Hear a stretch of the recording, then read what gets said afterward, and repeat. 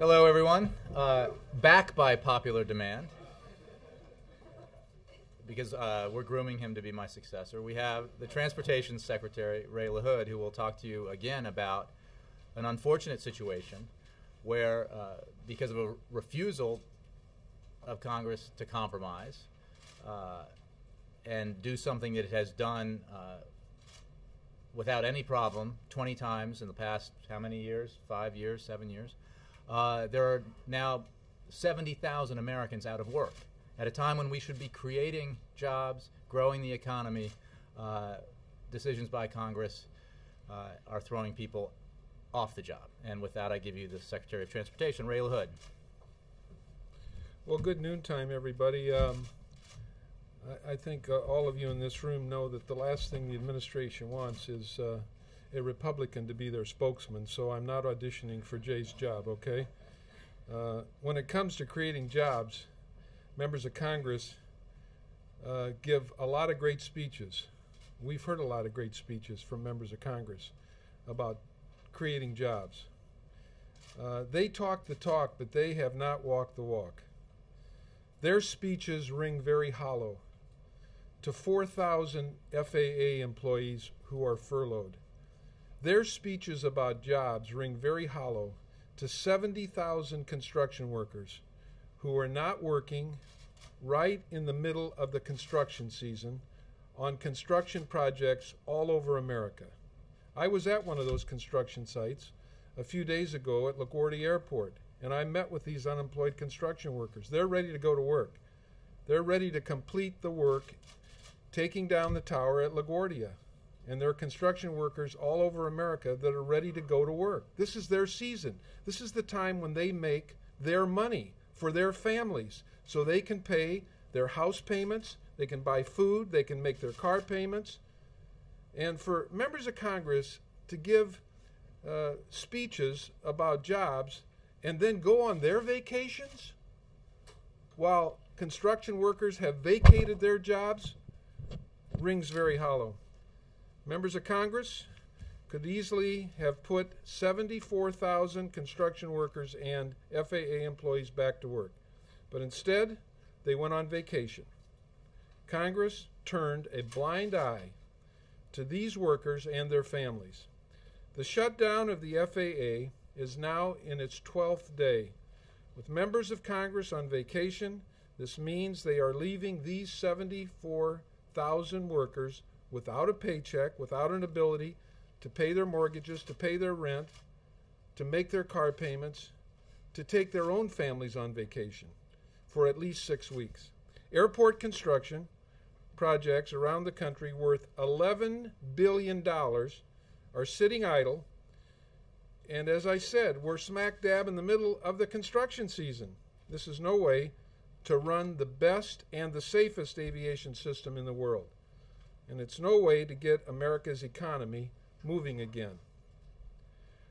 I want to just say parenthetically, in addition to the $11 billion worth of construction projects, $1 billion in uncollected taxes will not go to the federal treasury.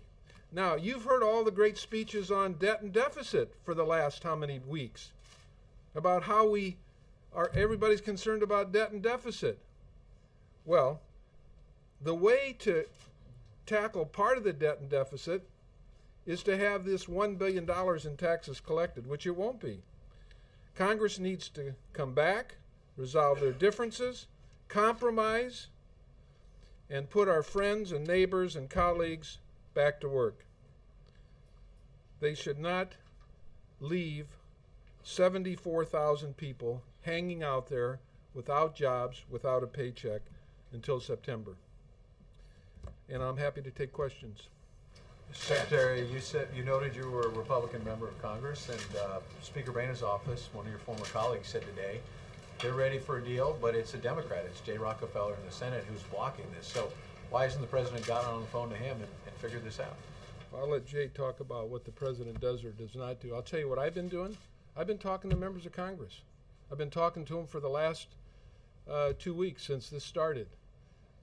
And one of the things I've told them, which they know, is this is the thing that really makes the public mad, that Congress can't do their job. When ordinary citizens around the country hear that their friends and neighbors ought to be working on a construction site at an airport and they're not because Congress couldn't do their work, this is what infuriates the American people. Congress should have passed a clean bill, could have passed a clean bill. I urged them to pass a clean bill. They can still do it. Congress can still do it. The adjournment resolutions that they have passed allows them to come back every 4 days in the House and pass legislation. They could do it. I'm asking Congress to come back and do for the American people what they've been talking about. Put 75,000 people back to work in good paying jobs. That's what Congress should do. Take a little detour from their own vacation, come back to Washington, and pass a clean bill. Yes? House Republicans are very clear that they will not change anything to do with union organizing, what Senate Democrats see as union busting and basically a payoff to Delta Airlines. What do you say to that? What I say is do what you've done on 20 other occasions, in some instances in a very short period of time. Pass a clean bill. That's what they've done on 20 other occasions. Look at when the House passes a bill and the Senate passes a bill, there are always these disputes. There are always these controversies. On 20 other occasions, Congress did not hold hostage 75,000 people. What they did is they passed a clean bill. Congress could come back. They could come back today or tomorrow or next Monday or next Tuesday, pass a clean bill, as they've done on 20 other occasions. People go back to work. They resolve their disputes, whatever they are, whatever the disputes are. That's the way legislation gets passed. It gets passed by compromise. It gets passed by people sitting down at a table, working out their differences. There's been a long, you've heard me say this last time, a long, rich history in this town of compromise. That's what needs to be done. Compromise, pass a clean bill, work out your differences. Secretary LaHood, is there anything that the president can do? Is there any executive action that the president can do?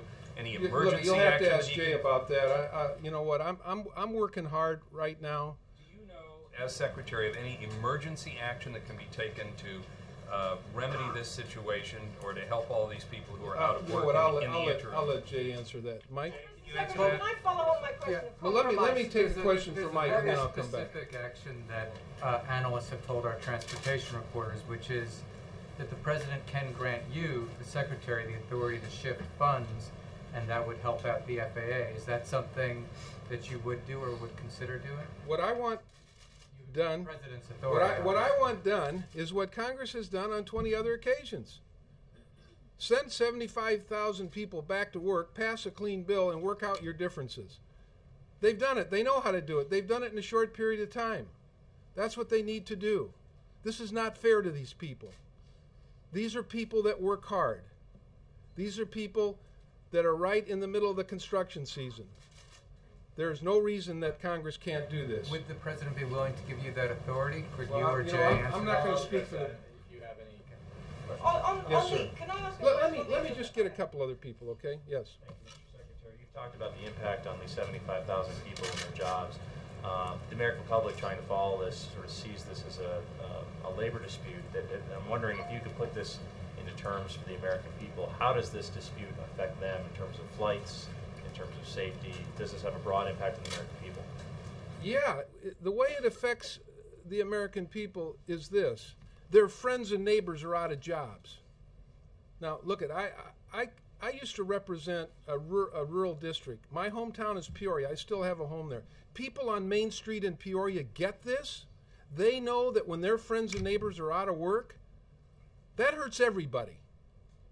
And for politicians to run around Washington, as they've done for the last 7 months, and talk about creating jobs, putting people back to work, this is not the way to do it. The American people see the fallacy in these very hollow speeches. If Congress really believes in the words that they're saying about jobs, creating jobs, putting people back to work, stop your vacation, come back to Washington, pass a clean bill. People get this because it's hurting their friends and neighbors. That to me that people understand this. They really do. And it's easily fixable. It's been fixed 20 times.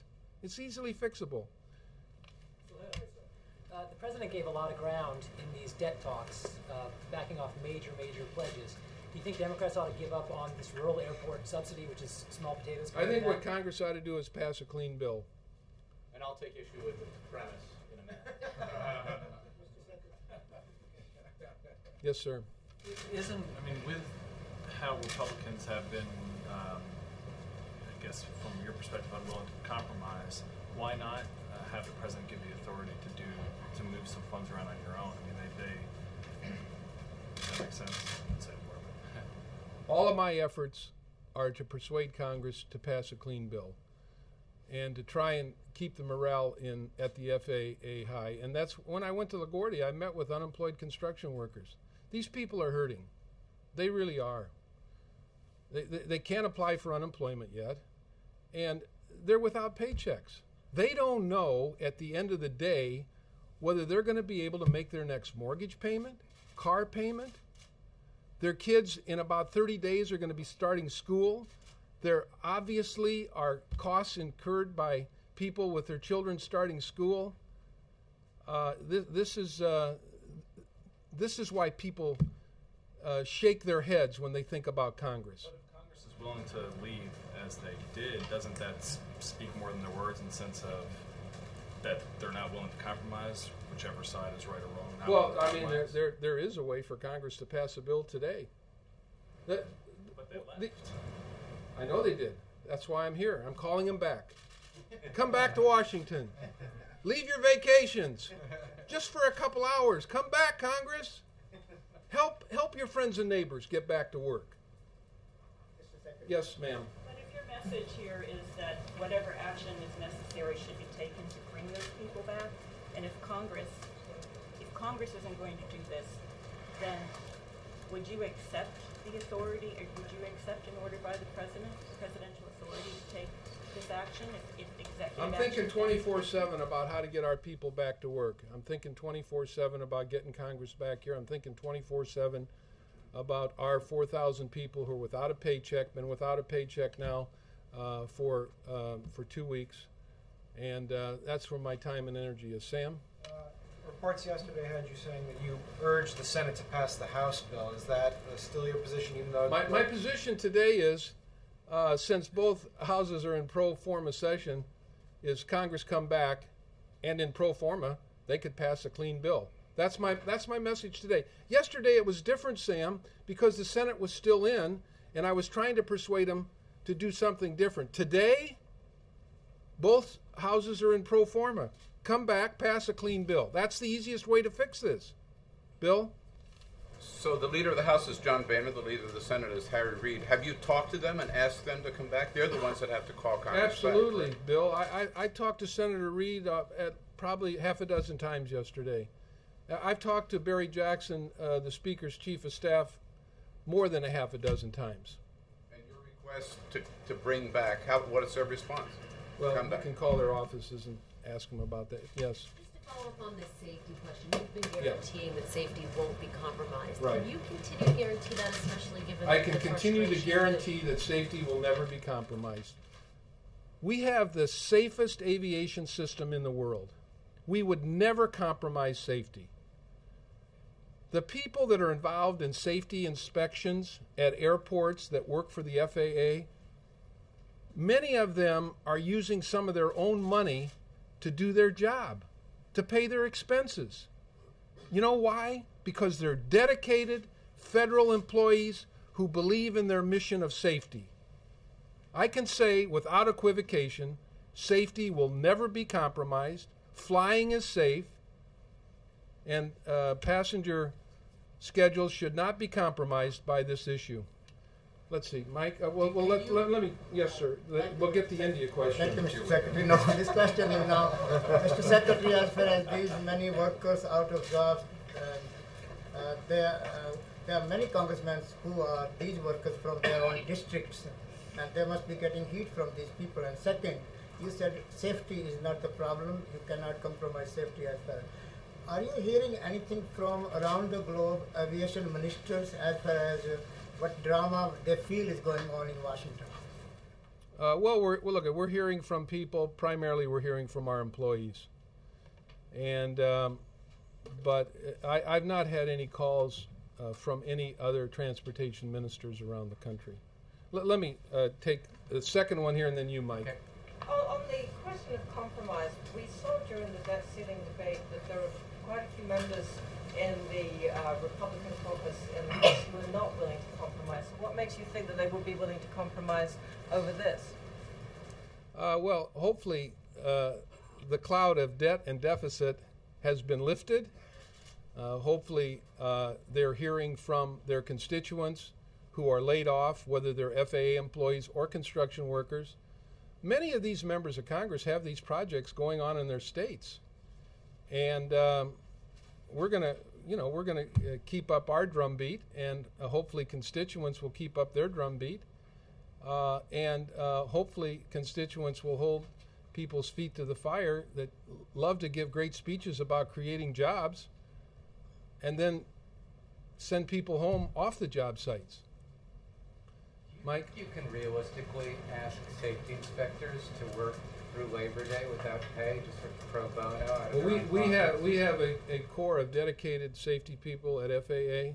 I'm very proud of them. They're working every day, doing their job, making sure that airports are safe, making sure that the safety inspections they do are done by the book. And I hope the American people are proud of these people. These are payroll. Yes, sir. Yeah. But they're doing this,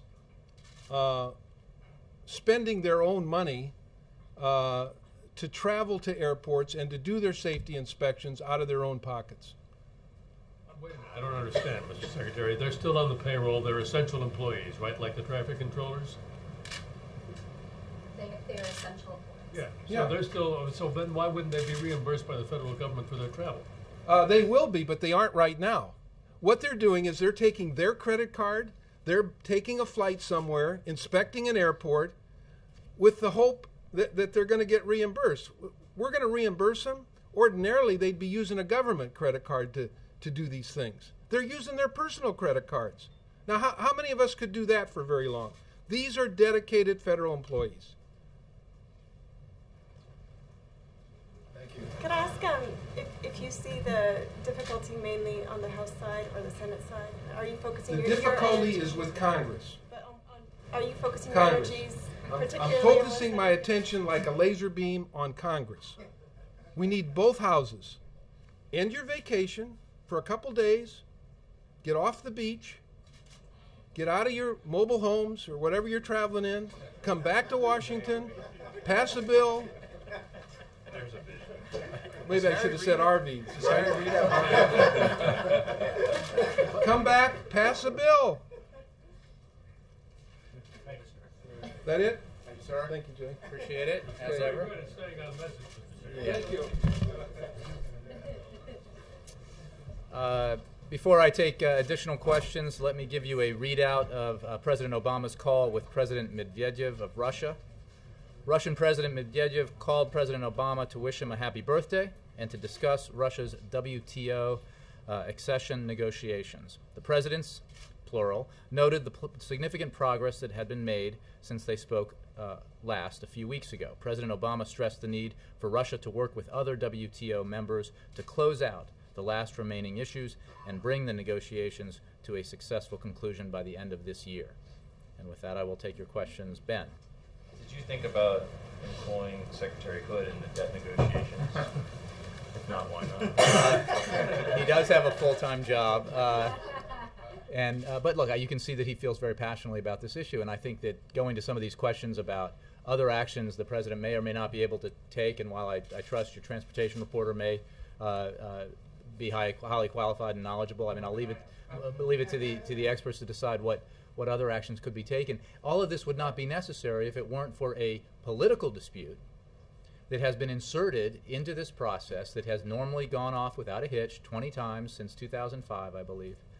And it has created this stalemate, which is the result of which, over an ideological political dispute, is that 74,000 Americans are out of work at a time when we need every possible person who could be working to be working.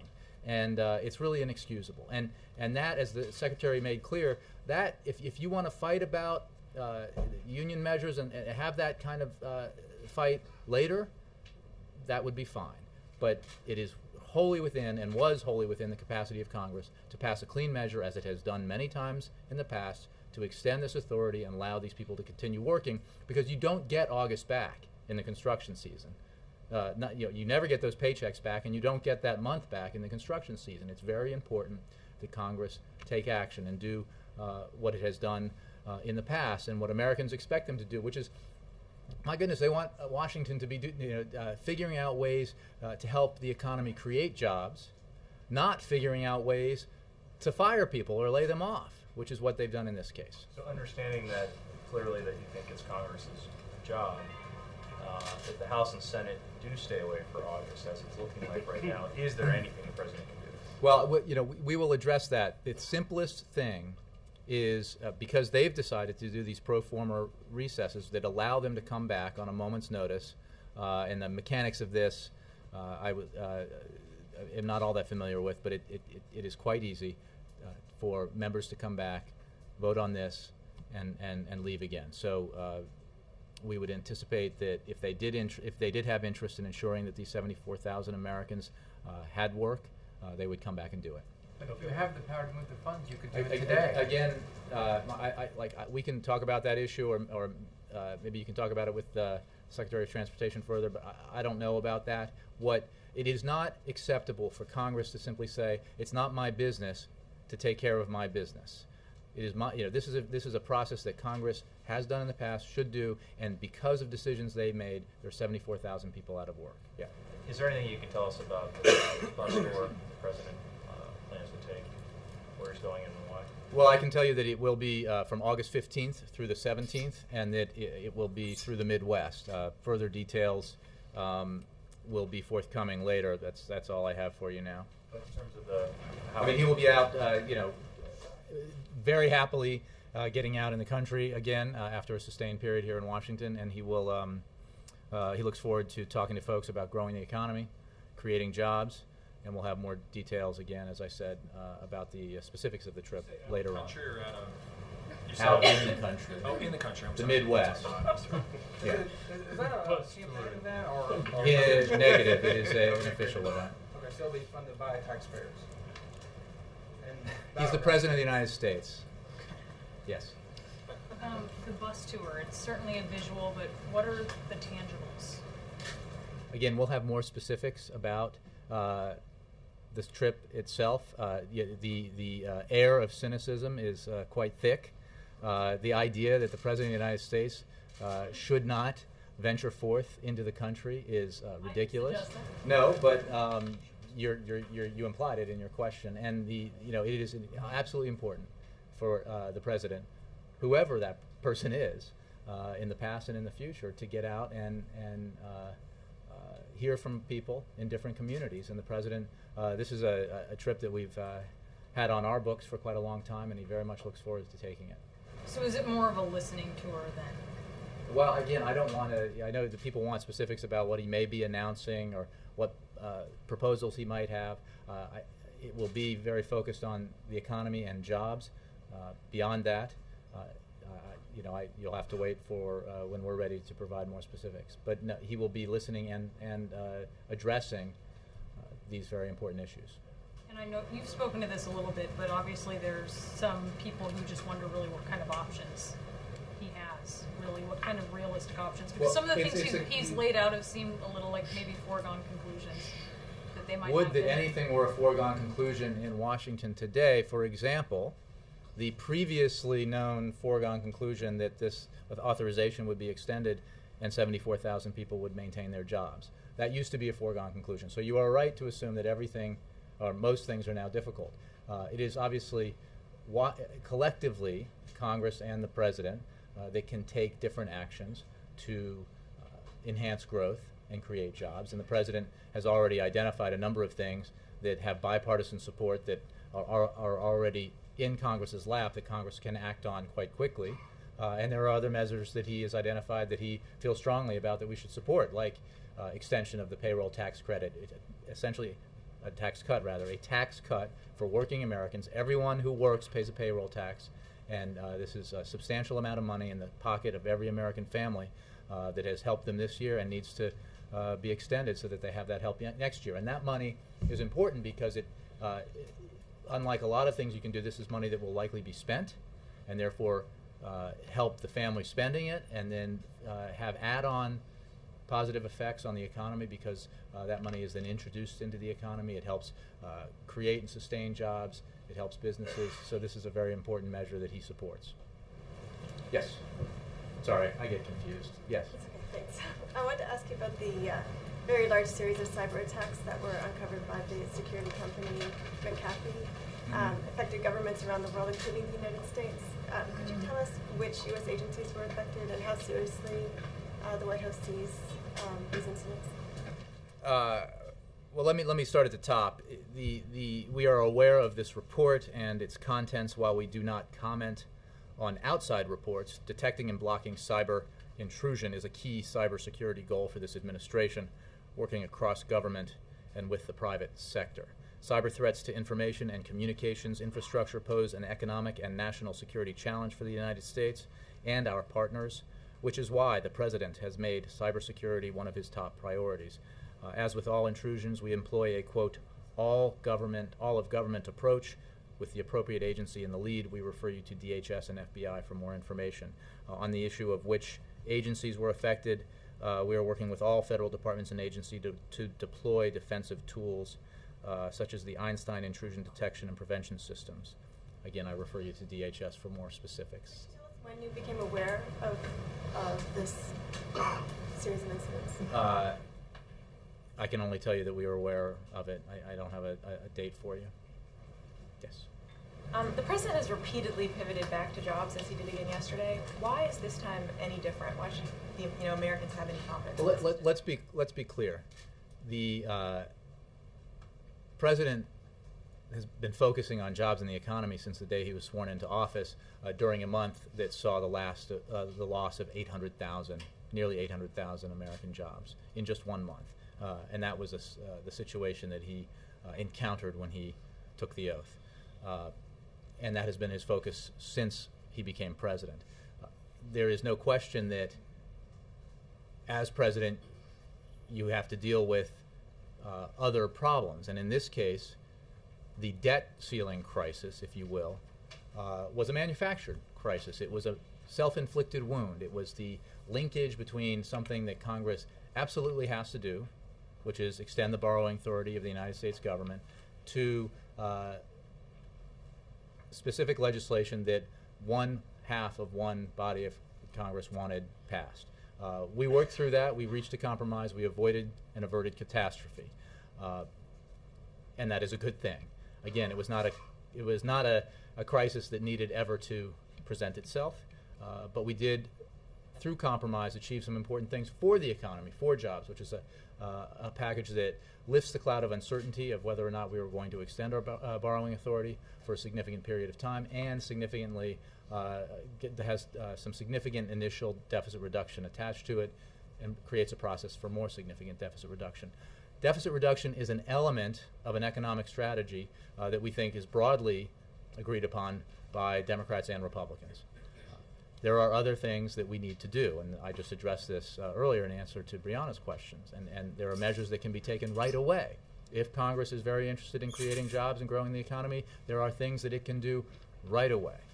In addition to reinstating the 74,000 people they've thrown out of work, they can move quickly to pass the free trade agreements, the 3 of them that are up there that will create or support 70,000 additional jobs. They can get patent reform done, and they can move forward on a number of other issues. The president will continue to promote and put forward ideas for things we can do to create jobs and grow the economy, but there are certainly a number of things that we can do working together already. Yes? At the risk of appearing cynical. Bill, not you. Surely not after all these years. If the president is really so interested in getting those 74,000 people back to work, then why don't you stop bashing Congress and switch the funds over so they can go to work? Bill, this is a fascinating process where the party with the responsibility, the party that created this problem, is out of town, and the reporters here are blaming the party that wants the problem fixed. The fact of the matter is, look, we are obviously looking at the different options that we have, that the president has. The simple reality is that because of a political dispute, this is exactly what Americans loathe about the process here, justifiably and understandably. Because of an ideologically driven decision made, there is a stalemate over a measure that has never been a problem in the past. They can resolve. We need to and we can have fights over these issues that divide us, but we should not have these fights in a way that throw 74,000 people out of work who innocently. This is not their fight. And so, as Secretary LaHood made clear, it is wholly inappropriate for members of Congress to go on recess, go on vacation, and leave this issue hanging and take away from these hardworking Americans their paychecks for at least another 4, 5, 6 weeks when they could resolve this issue right away. Sure, but if your goal is to get them back to work, then get them back to work. I think I've answered It's within the president's power, apparently. Apparently, based on your hearing from some other reporter who's hearing it from another, I think maybe a little reporting on everybody's part would be efficacious. And what I can say is that we are looking at things that the president might be able to do. This is a matter that Congress, a crisis yet again that Congress created unnecessarily, that can be resolved instantly by Congress. Yes, Mr. Henry. In fact, are we going to ask this question again? Because I think I've answered it. Jay, can the president do it? I wanted to ask you why the president can't call the Senate Majority Leader, Harry Reid, who he gets along with quite well. And Democrats yesterday, I'm told, blocked a unanimous consent agreement in the Senate to push the bill forward. Correct. I know that's what the Speaker of the House and his office is saying. Right. Ed, and here's the thing. The House measure has a provision that is designed, is politically motivated, and we can have that fight. The way to not, in the name of achieving that, getting that scalp, we are preventing these 74,000 Americans from working. So the way to do it is blocked it, though. Right. You mean blocked the request? Right, and the House refused to pass a Kleenex bill, which the Senate would pass. But no. That is the issue, Ed. But if you want to put the people back to work, then you pass the a clean bill bill on the table and come back in a month. Oh, that's how it works. No. You say the top priority is to put people back to work. That's how it works. We get what we want on our unrelated political agenda item, and then we come back and fight it. That's not how it works. If you have a dispute that's creating a logjam that will not allow this extension to pass because of an ideological dispute, preventing 74,000 people from working, you remove the problem, you take the splinter out or whatever is causing the problem, and you pass the clean bill, and then you have the fight, if you want to have the fight on the other issue. That's what we believe. We follow on the jobs issue. If, President going back, saying yesterday in the Rose Garden, we focus on jobs, and you were just asked about that. He has said that over and over again. I mean, there's a number of quotes. One, January 2010, jobs must be our #1 focus in 2010. Mm-hmm. Year and a half later, unemployment's still over 9%. So why should the American people have confidence that this pivot to jobs is actually going to create jobs? Well, look, it is, I believe, I just answered this question, but the... you talked about patent reform and the trade deal. Trade deals have been sitting there for a couple of years, and nobody thinks that the trade deals are going to magically They've been lower before it to Congress, 7%. and they well, I never suggested that. I said 70,000 jobs that could be created or supported. The fact that there is no magic bullet that lowers our unemployment rate to where it would be ideally, and it's certainly not, dismantling Medicare. Is that going to put people back to work? Is slashing clean energy investments, will that put people back to work? Because I don't hear a lot of jobs plans coming from other quarters. What I do know is that this president, from the day he was sworn into office, has focused aggressively on the need to, first, prevent a Great Depression, the second in our history. Second, stabilize our economy, begin to see it grow again, as it has been. begin to see it create private sector jobs again, as it has been, 2.1 million jobs, more private sector jobs created in that period than were created in the net in the 8 years of the previous presidency, and then keep pressing forward to do that. Everything that we do that's related to the economy is related to economic growth and job creation. What the president is saying now, and what he will be hearing him saying, is that you, the American citizen, have heard a lot of talk in Washington about debt ceilings and deficits. And while those are important issues, very important, and they are important in relation to our economy, and they are important in relation to jobs if they are addressed appropriately. There are other things we can do directly that affect jobs and economic growth, and that's what he's saying. But this is I think pivot is not an appropriate word. It's refocusing. It's continuing the focus that we've had now, and allowing us to focus even more intently now that we have reached the compromise that was reached with Congress a couple days ago. Kristen. The S&P announced that it was giving the United States a negative outlook while keeping its AAA credit rating. What's the White House's reaction to that? Again, we focus on the things we can control, which is why we worked so hard with Congress to reach this compromise to avert a crisis that would have unquestionably resulted in bad news from the ratings agencies. So we believe that the measures we have taken to lift that cloud, to avert that crisis, to ensure that we have borrowing authority through 2012, should send a reassuring message around the world. And we believe that the deficit reduction that is embedded up front within the compromise reached with Congress should send a positive message that Washington is beginning to get serious about this issue, and the way that we approach further deficit reduction should do the same as well. We have to focus on the things we can control and assume that if we do our work and we do it well, that the rest, if you will take care of itself. And yet, Wall Street doesn't seem to be reassured. We've actually seen stocks dip this week. What's the level of concern that maybe this compromise bill didn't go far enough, or isn't having the impact that you wanted to have on the markets? Well, we certainly believe that we could have done more, and the president worked very hard to try to get a grand bargain, a significant $3 to $4 trillion package over 10 years that would have dealt with the real things that drive our debt, which are entitlements and revenues. So, and he will continue to work for a balanced package that raises that number higher. At least the additional $1.5 trillion that has been the target for the committee, the special committee when it's set up, and then beyond that. And again, we focus on the things we can control. We believe that if we make the right decisions about dealing with our debt, dealing with our deficits, taking measures that are responsible and effective to help create jobs and grow the economy, that other things like markets will take care of themselves.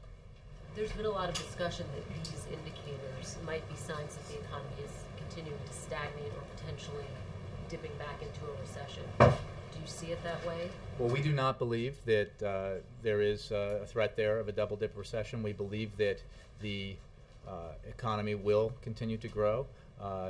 There is no question that growth has slowed over the past 2 quarters. There's no question that job creation has slowed.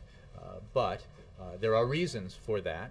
Again, some of them beyond our control, but that are beginning to the headwinds created by them, like the earthquake in Japan, have subsided somewhat. But there are other challenges that we have to contend with, including high energy prices, the situation in Europe, etc. We again have to focus on what we can do to ensure that our economy is strong, that it continues to grow and create jobs. And we don't have any projections to make from here, but I would note that the outside consensus among forecasters is that the U.S. economy will continue to grow in the 3rd and 4th quarter. Yes? Larry Summers today in an op-ed both in the Washington Post and Financial Times said there's a 1 in 3 chance that the U.S. will slip back into a recession if some more things aren't done to stimulate the economy. Is that a question? Yeah. What is your response to that? Do you agree with that? Well, it's the same response that I just gave to Kristen. Okay. And he also wrote about kind of this debate over baselines in terms of what this committee of 12 or super committee is going to use as its baseline. I know the White House has made clear that the committee has flexibility to choose whichever baseline it wants. Does the White House have a preference in terms of which baseline the committee should use? I don't know the answer to that question. I think that what's important is that committee address seriously the need to achieve further significant deficit reduction in a balanced way. And that's the only, I mean, because this will be an important and clarifying process, because to achieve an addition, we have now, if you will, identified and removed from the table the roughly $1 trillion in discretionary cuts that we agree on. And to get bigger, we now have to deal with these difficult issues, entitlements, for example, and tax reform. Because if otherwise, to get bigger, you have to make very specific choices about on whose backs these issues will be resolved. Will it be only the middle class and seniors that have to ensure that our deficits and debt come down?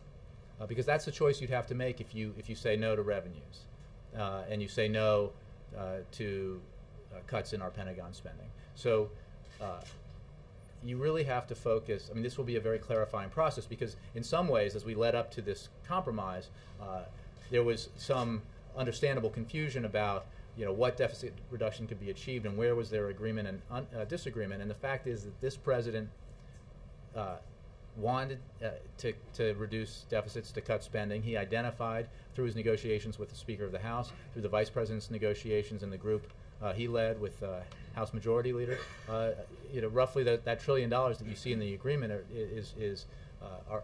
represent cuts that we all agree on. Beyond that, you have to make some really hard choices, and this will be a clarifying and we think edifying debate in the fall. Yeah. Jay, I just want to make sure I understand you getting back on this FAA thing. Did you mean to leave the impression that the president is not considering taking any action? No, in fact, I think I said 3 or 4 or 5 times that we will look at the measures the president may be able to take. I'm simply not saying one way or the other whether I agree with Dorning's colleague in terms of what actions may be available to him. We are intently interested on ensuring that these 74,000 Americans who had jobs get them back, and that the simplest path to that, since they were thrown out of work by a failure of Congress to act, is to bring Congress back, pass a clean extension, which they have done 20 times in the past, in the recent past, and put them back to work. And then we can have the political fight later, not at the expense of 74,000 Americans. So to sum it up, you're looking at the measures, but you Correct. want this to be, and you want Congress to take care of this. We're looking at the measures, and Congress has absolutely within its capacity to very quickly fix the problem it created. Carrie, you've had a lot, but I'll come back. Not on the FAA. All right. Then Carrie. Sort of relates to Kristen's questions. The stock market's been going down for 8 days, which is the longest downswing in quite some time, while the bond market's rising. Just since you're a business reporter, where was it when he took office? Or where was it in March of 2009? I think I've written that. Okay. Last time I wrote about it, it's up a lot more than 50%. Okay. But close to 100%. Just saying. So you obviously have a Bloomberg too. But it's been down for 8 days now. What message does the administration take from this? A lot of the market commentators take it to be that there's less optimism about economic growth. There's some debate whether or not we'll be going to double-dip recession. You've said you guys don't see that.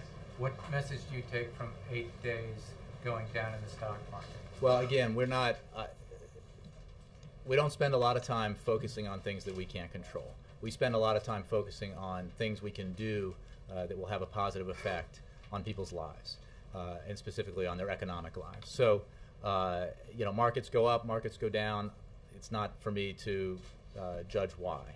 The fact, broadly speaking, is that there have been a number of headwinds this year that have affected, we believe, and economists everywhere believe, have affected growth in America and job creation, and they include the Arab Spring, the uprisings in that part of the world that have affected the energy markets, certainly the earthquake and tsunami and the terrible devastation that caused and affected global supply chains, and other issues, including the situation in Europe. So we are taking, and then obviously most recently the uncertainty created by this debate in Washington over whether the United States would, for the first time in its history, default on its obligations. Having resolved that, fortunately, we move on to other issues, and we deal with what we can deal with, and we think if we get our part of it right, working with Congress, the economy will grow, and we will create jobs, and the markets will appreciate it. Yes? Why did the president decide against a public signing of the bill yesterday? I think he came out, he wanted to speak immediately after the passage. That was the moment, if you will. There was no reason except that it's just a matter of signing a piece of paper.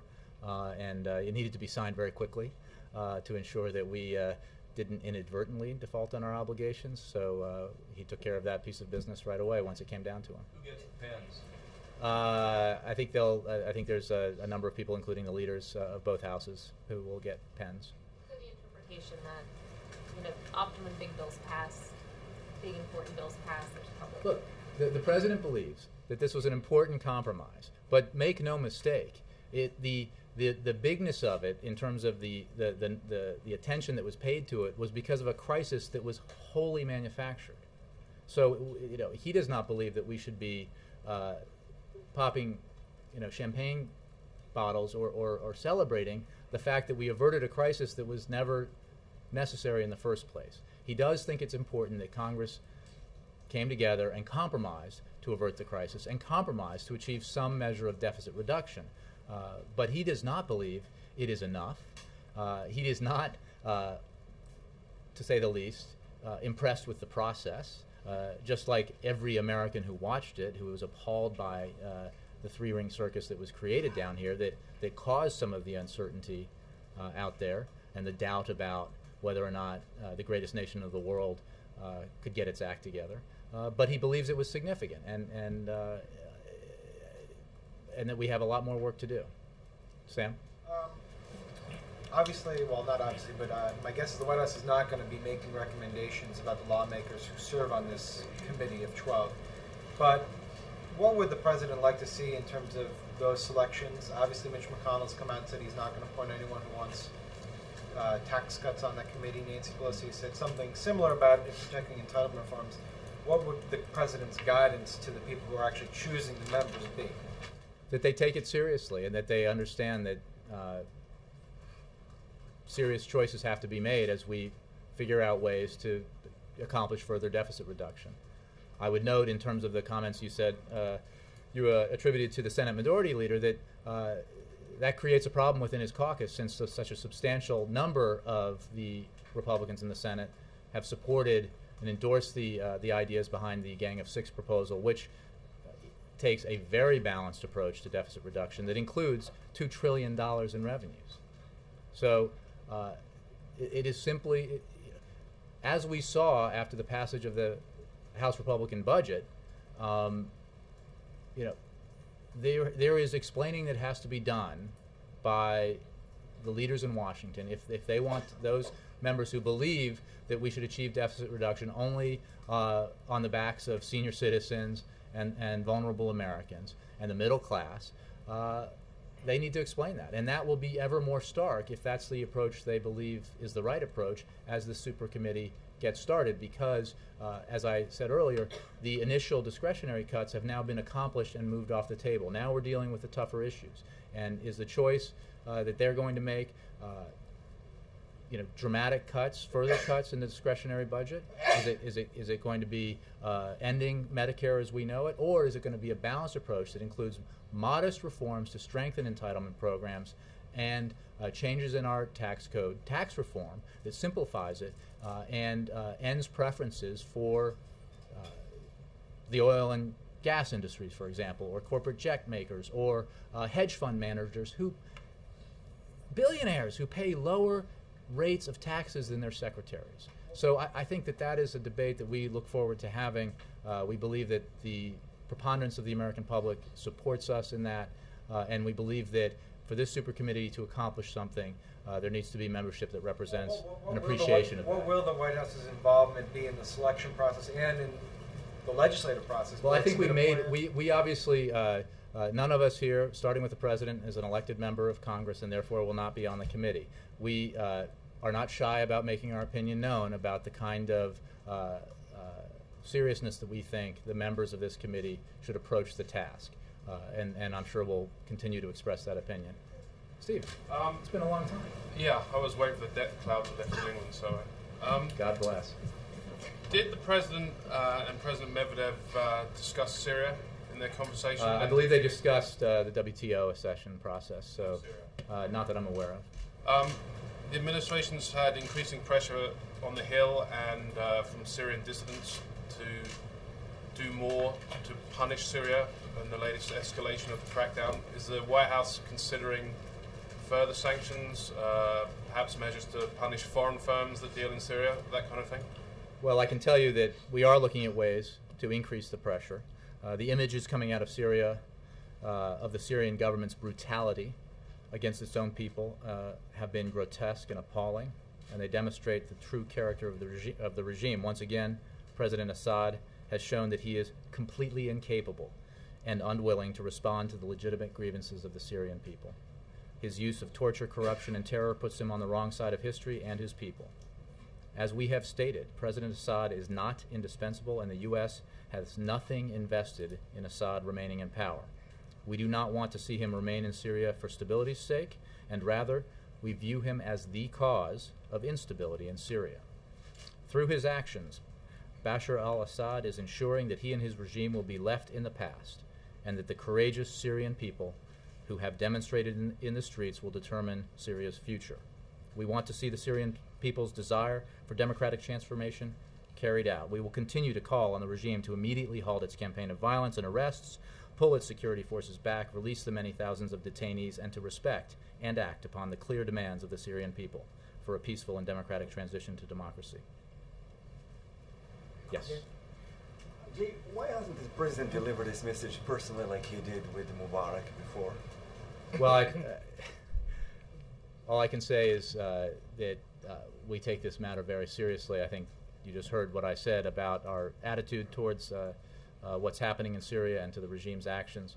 We will certainly continue to look at ways to take further steps to put pressure on the regime to end its violence. And we think, frankly, that it's safe to say that Syria would be a better place without President Assad. Has he seen pictures of Mubarak today in court? And not that I'm aware of. Thank you.